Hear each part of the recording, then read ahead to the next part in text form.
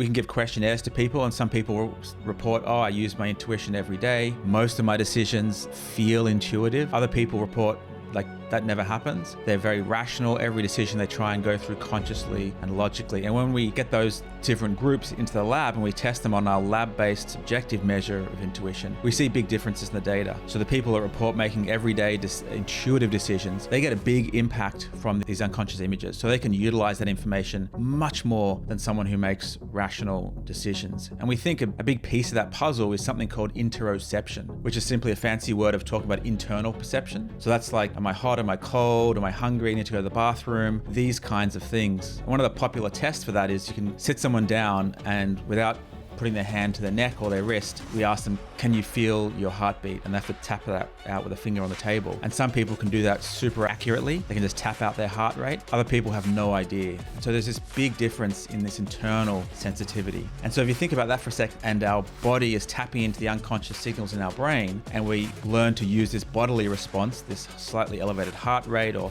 sweating or this bodily change, some people are more sensitive to that than others. So they're going to keep feeling that signal and they're going to learn to use it in their decisions. Other people are not going to notice it, so they're not going to develop that habit of relying on that for decision making. Where do you think that sensitivity or the initial kind of propensity to use that stems from? Oh, that's a good question. I don't think we know the answer to that. I think in a similar way to perception, people's perception of the world is different. Some people they're much more sensitive to very dim colors and shapes. Other people, not so much. There's a range of different things. There is genetics that speak to that a bit. The brain structure, how large or small different sensory parts of your brain are, can influence that. So there's a range of different things, from probably the genetics to some experiences and the brain structure. I mean, there are genetics that drive size of your visual cortex, the back of the brain, from genetics through to behavior, and even the sense organs in your body. So we don't have a slick, clean answer to that.